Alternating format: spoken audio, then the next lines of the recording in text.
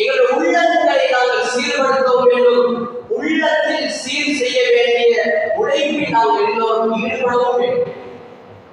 உள்ளத்தினுடைய முயற்சியில் நாங்கள் ஈடுபடவும் வேண்டும்.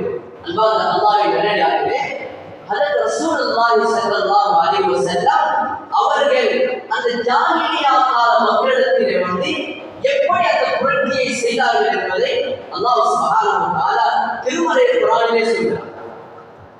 ஒரு மனிதனுடைய புரட்சியை எவ்வாறு செய்தார்கள்?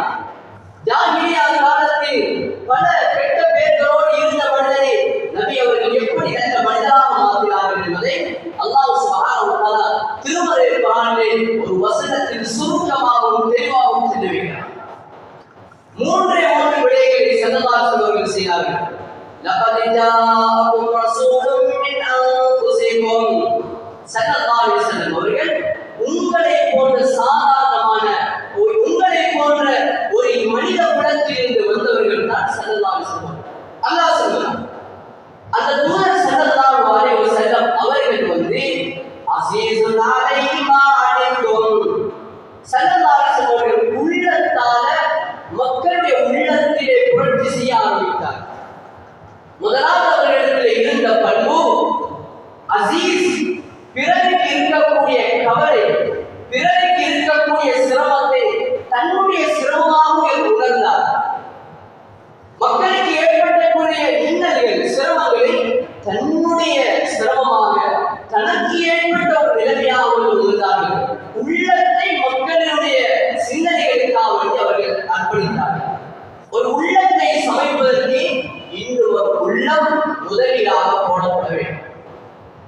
மக்களுடைய உள்ளத்தில் புரட்சி செய்வதற்கு எங்களுடைய உள்ளங்கள் எல்லாம் அந்த இடத்திலே பதறாக போடப்பட வேண்டும்.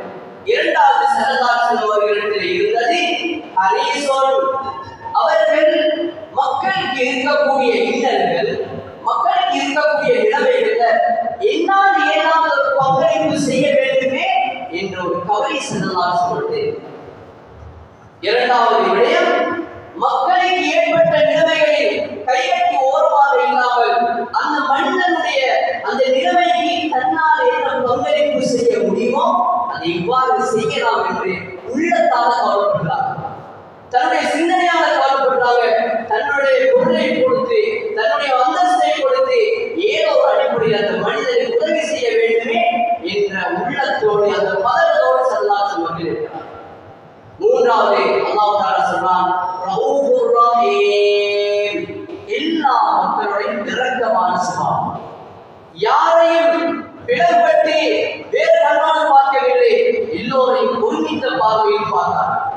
அவர்களிடத்திலே கொள்கை, கோத்திரம் என்ற வேறுபாடு இல்லை. எல்லா மக்களையும் தன்னுடைய உம்மத்தாக மனதில் சுமந்தார். இந்த உம்மத்து என்னுடைய உம்மத்து என்ற அந்த எண்ணத்தோடு அவர்கள் மக்களோடு இரக்கமாக நடந்து கொள்கிறார்கள். தான் நபியாக இருந்தும், அல்லாஹ்வுடைய தூதராக இருந்தும் மக்கள் ஒவ்வொருவரையும் எப்படி அணுக வேண்டுமோ, எப்படி தன்னுடைய பாசத்தை பரப்ப வேண்டுமோ அப்படியெல்லாம் ஸல்லல்லாஹு அலைஹி வஸல்லம் முயற்சி செய்கிறார்கள்.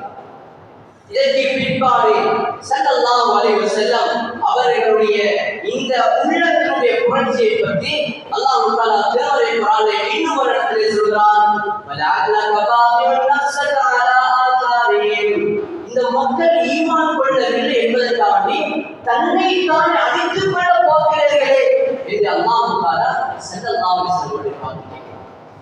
அவ்வளவு உள்ளத்தினுடைய புரட்சிக்காக வேண்டி ஸல்லல்லாஹு அலைஹி வஸல்லம் தன்னை அர்ப்பணித்தார்.